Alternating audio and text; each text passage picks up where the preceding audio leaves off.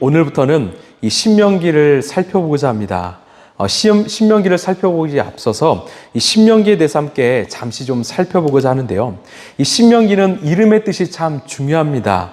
이 신명이란 말이요, 어떤 신의 명령, 신의 계시라는 말이 아니라 이 다시신, 이 계명 명자로 해서 다시 주신 계명이라는 거예요.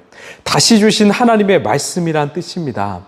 하나님께서 모세를 통해서 이 시내산에서 이스라엘 백성들에게 주신 그 계명, 말씀을 주신 것처럼 다시 이 백성들에게 내가 말씀을 준다라는 거죠. 왜 다시 주셨을까요? 이게 참 중요한데요. 지금 모세와 이스라엘은요, 이 가나안을 들어가기 바로 직전에 서 있습니다. 이 요단강 동쪽 이 모압 평지에 서 있습니다. 이 모세는 압니다. 이 자신은 이 가나안 땅에 들어갈 수 없는 것을 알지요. 이제 광야 세대는 다 죽고 새로운 세대인 가나안 세대가 들어가야 하기 때문에 그 땅에 들어가서 어떻게 살아야 될지에 대해서 하나님이 이 백성들에게 주시는 이 메시지라는 거죠. 새로운 이 세대가 광야 세대, 즉 어버이 세대가 겪었던 실수를 반복하지 않도록 이 권면하는 모세의 이 고별 설교인 것입니다.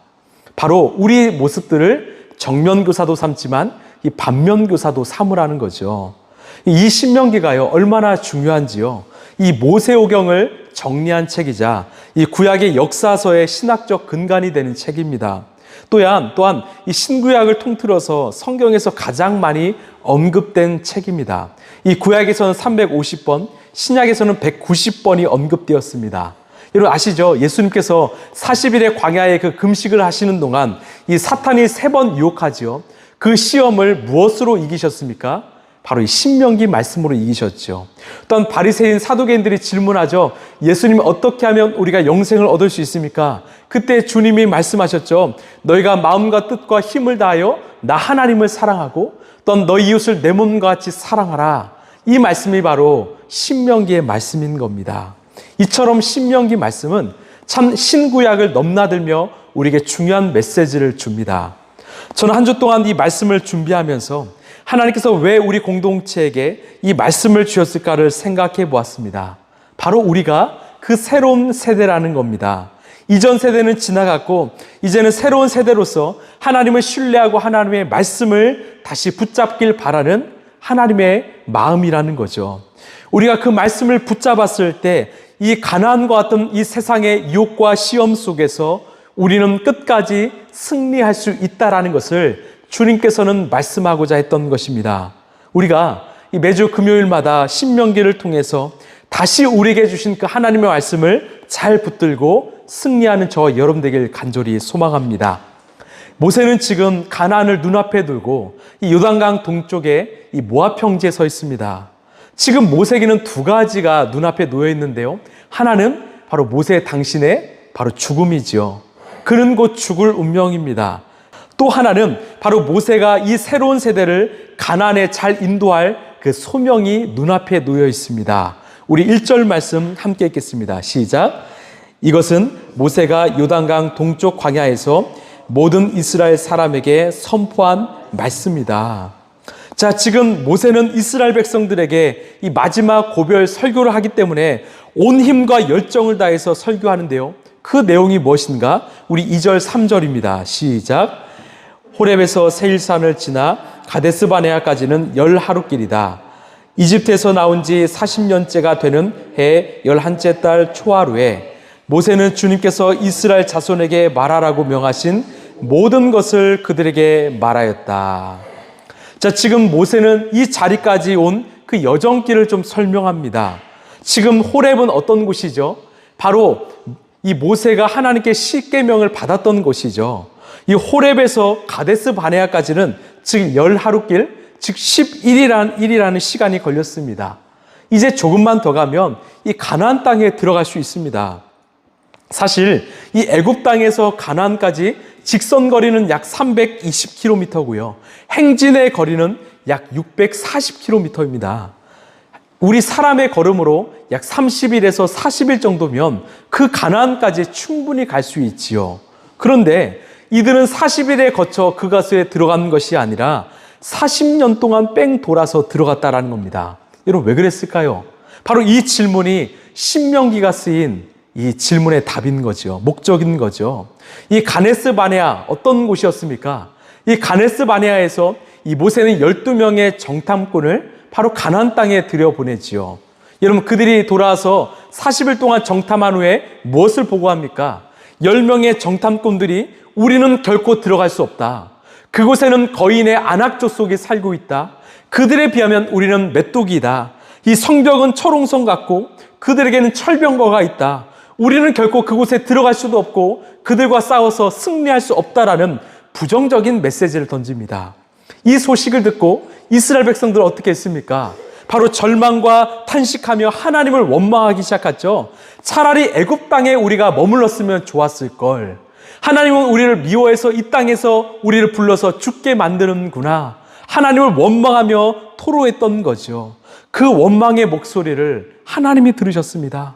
결국 이들은 하나님을 불신하고 원망한 죄로 40일 갈 거리를 40년 동안 방황하며 다시 이곳으로 돌아왔던 것입니다. 여러분, 그렇습니다. 출애굽도 중요하지만 더 중요한 것은 그 이후의 여정이라는 거죠. 출애굽은 하루면 충분했습니다. 그러나 이들이 가나안에 들어가기까지는 필요한 훈련의 시간이 무려 40년의 시간이 필요했던 거죠. 여러분, 이 40년의 시간은 어떤 시간입니까? 바로 세상의 옷을 벗고 애굽 문화의 옷을 벗고 하늘의 옷을 입는 시간인 것이죠. 내가 가졌던 세상 중심적 사고와 가치관을 버리고 하나님 중심적 사고와 가치관을 입는 시간이었습니다. 온전히 하나님의 기준과 중심을 붙잡는 시간, 하나님을 덧입는 시간이 하나님의 백성으로 바뀌어가는 시간이 바로 40년이 소요됐던 거죠. 이것이 바로 신명기를 주신 이유입니다. 여러분, 내 삶에 혹시 어려움이 찾아왔습니까? 갑자기 문제가 찾아왔고 갑자기 고난이 찾아왔습니까? 그렇다면 우리는 질문했으면 좋겠습니다. 하나님이 왜 나에게 이런 시간을 허용하셨을까? 우리 스스로 한번 질문해 봤으면 좋겠습니다. 또한 지금 나는 어떤 가치관, 어떤 사고로 살아가고 있는가? 그 기준이 하나님인가? 아니면 세상인가? 여러분, 우리가 다시 하나님께로 돌아가기를 원합니다. 가능하면 빨리 돌아가기를 원합니다. 하나님은 우리가 하나님 중심으로 하나님의 기준과 가치관으로 살길 바라신다라는 거죠. 그 시간이 무려 40년이 걸렸던 겁니다. 그래서 이 말씀을 주시고자 이 백성들에게 신명기를 들려주신 것입니다. 우리 5절 말씀 함께 읽겠습니다. 시작. 모세는 요단강 동쪽 모압 땅에서 이 율법을 설명하기 시작하였다. 아멘. 여기서 중요한 것은 이 율법을 설명하기 시작하였다라는 겁니다. 무슨 상황입니까? 지금 하나님이 모세에게 주신 그 신명기의 말씀을 그들에게 다시 이 베풀기, 나누기 시작했다라는 거죠. 하나님의 말씀을 전한다라는 거죠. 여러분, 모세는요, 자신의 생각과 자신의 뜻을 백성들에게 전하지 않았습니다. 바로 하나님의 말씀과 하나님의 율법을 있는 그대로 전했던 거지요. 이런 목회자의 역할은 무엇일까요? 여러분, 이 땅의 제사장의 역할은 무엇일까요? 바로 하나님과 성도 사이에서 그 연결을 하는 연결자입니다. 중보자이지요.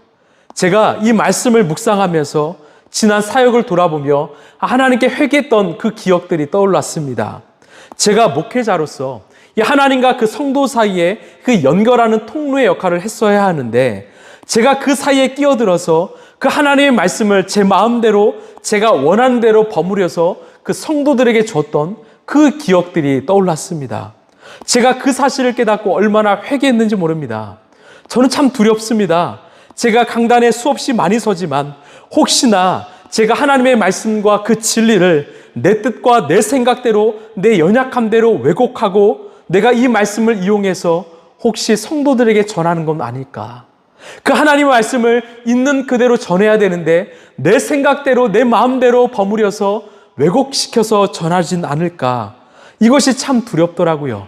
지금은 괜찮지만 혹시나 내가 정말 변질되지 않을까? 이것이 참 두렵습니다. 여러분, 사도 바울도요, 이 아들과 같은 디모데에게 이렇게 권면했는데요. 우리 디모데후서 2장 15절입니다. 자, 시작. 너는 진리의 말씀을 옳게 분별하며 부끄러울 것이 없는 일꾼으로 인정된 자로 자신을 하나님 앞에 드리기를 힘쓰라. 지금 디모데에게 정말 유언과 같은 말씀을 전하면서 가장 먼저 너는 진리의 말씀을 옳게 분별하라 라고 말합니다. 무슨 말입니까? 하나님의 그 말씀, 그 진리를 바르게 전하라는 거죠.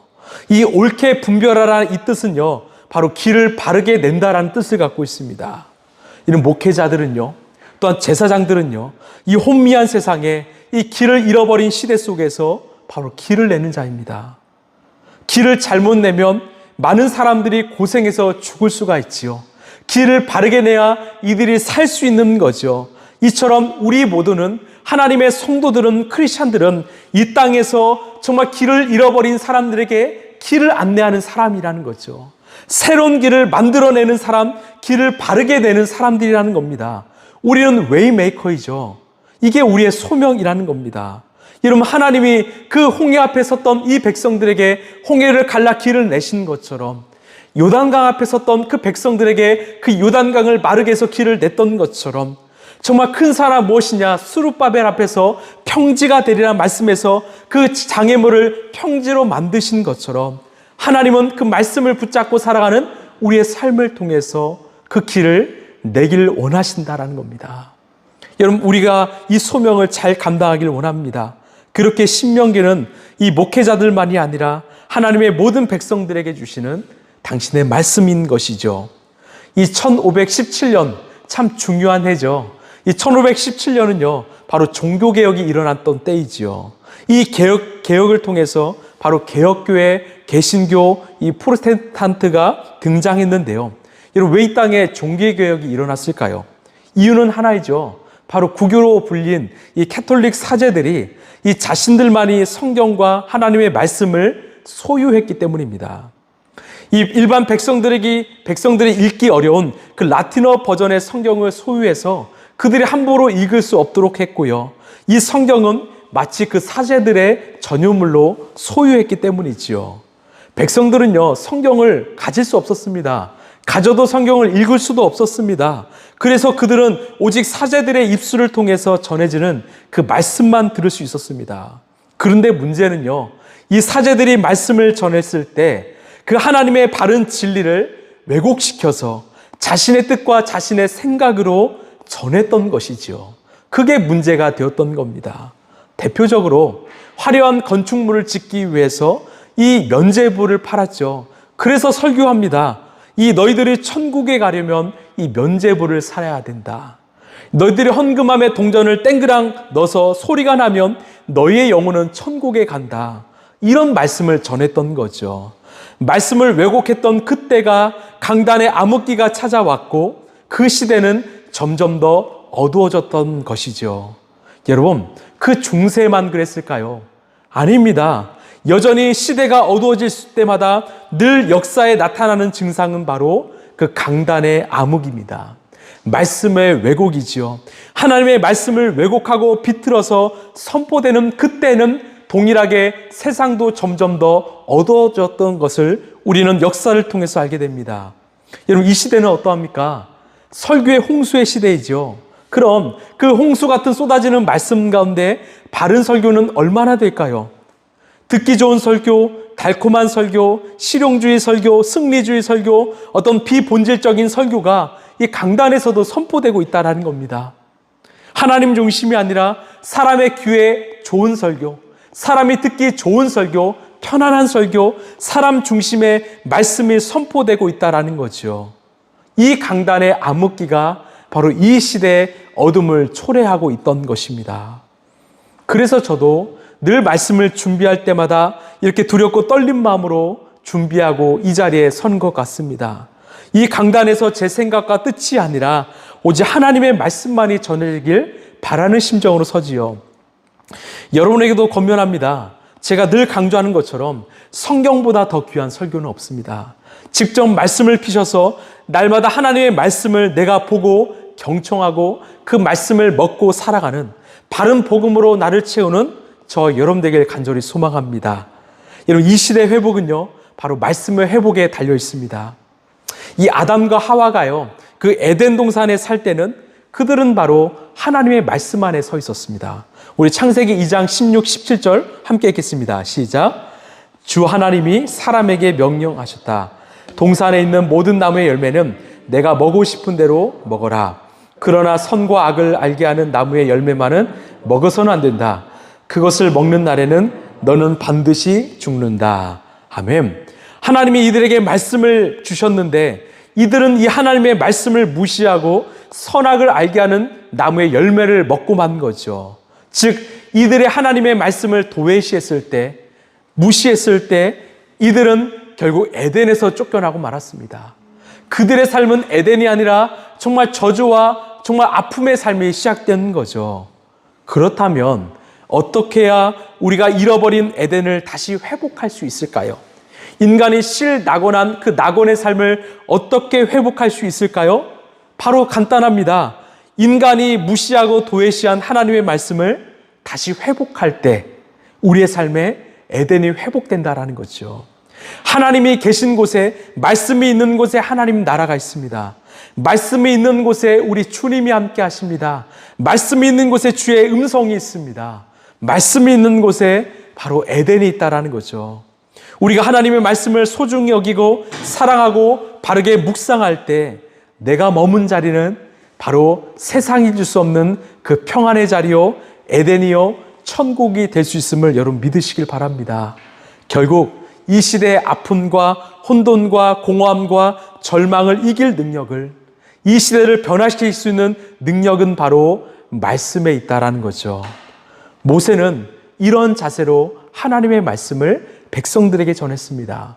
자신의 뜻과 생각이 아니라 오롯이 하나님의 있는 그대로의를 말씀을 전했던 거죠.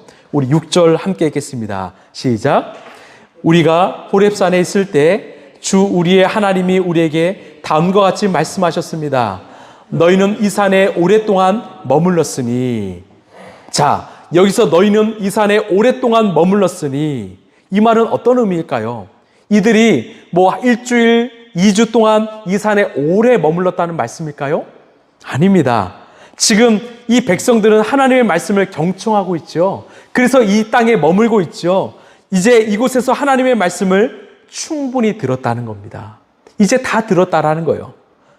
그 다음을 이제 하나님께서 말씀하시는데요. 우리 7절입니다. 시작. 이제 방향을 바꿔 나아가 아모리 사람의 산지로 가거라. 그 인근 모든 지역 곧 아라바와 산지와 평지와 남부 지역과 해변으로 가거라. 또 가나안 사람의 땅과 레바논과 저 멀리 있는 큰 광 유프라테스 강까지 가거라. 자, 이제 이어지시죠. 너희가 말씀을 충분히 들었으니 이제 가거라. 가거라. 가거라. 무슨 말입니까? 말씀을 들었다면 이제 나가라는 겁니다. 네가 이 땅에서 내 말씀을 충분히 들었으니까, 오래 머물렀으니까 이제는 너는 내가 가라는 그 땅으로 가라는 겁니다. 여러분, 이게 바로 예배의 목적이죠. 우리가 말씀을 들었으면 어떻게 합니까? 우리는 나가야 합니다. 이게 교회의 존재의 목적이죠. 정말 신기하더라고요. 우리가 주일에 에베소서를 통해서 이 사도의 의미의 뜻을 배웠지요. 사도는 아포스톨로스로 보내심을 받은 자, 이제는 파송받은 자라고 말씀드렸지요. 교회는 주차장이 아니라 영적 주유소라고 말씀드렸지요. 그렇습니다. 교회는 우리가 한없이 머물러 있는 그 장소가 아니라 영적 에너지를 공급받고 세상으로 파송하는 바로 주유소라는 거죠. 오늘 이 말씀을 우리에게 다시금 반복해서 말씀하신 겁니다. 하나님께서 이스라엘 백성들에게 말씀하세요. 너희가 내 말을 충분히 들었지? 이제는 가라. 내가 명령한, 내가 약속한 그 가나안으로 가라는 겁니다. 내가 너에게 준 그 미션의 장소인 가나안으로 가라는 것입니다. 여러분, 우리도 마찬가지입니다. 우리가 이렇게 말씀을 들었다면, 예배를 드렸다면 우리도 아낌없이 가야 합니다. 여러분, 우리의 미션의 장소는 어디입니까? 하나님이 가길 원하시는 우리의 사역지는 어디입니까? 누군가에게는 가정일 수 있고요. 누군가는 학교일 수 있고요. 병원일 수도 있고요. 일터일 수도 있고요. 바로 세상 속이라는 거죠. 그 세상이 우리가 가야 될 선교 현장이고 사명의 현장이라는 겁니다. 이런 하나님은 우리가 여기서 정말 오랫동안 머물길 원치는 않으시죠. 이제 우리가 세상의 빛과 소금으로서 세상을 밝히고 세상을 살리는 하나님의 도구가 되길 원하신다라는 거죠.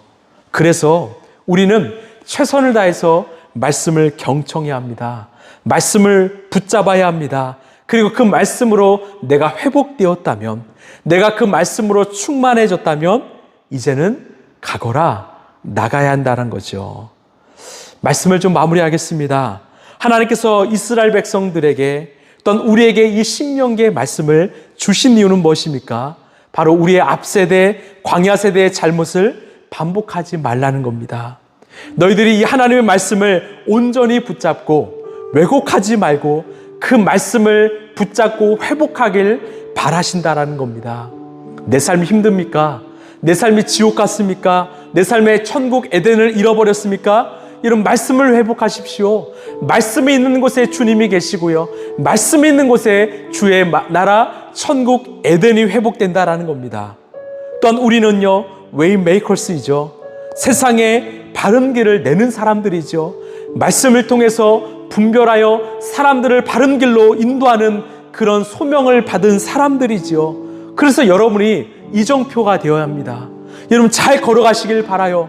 여러분이 잘 걸어갈 때 여러분의 뒤에 정말 여러분의 다음 세대들, 정말 믿지 않는 영혼들이 여러분의 발자국을 밟고 같이 따라오게 될 것입니다. 우리가 그런 존재가 되길 원해요. 우리가 먼저 그 가나안에 들어가서 우리의 자녀들이 살아갈 그 터전들을 아름답게 일궈가고, 무엇보다 하나님이 주신 그 신앙과 믿음을 붙들고 살아가는 이 시대의 신명기의 사람들, 또는 이 가나안의 세대가 되길 간절히 소망합니다.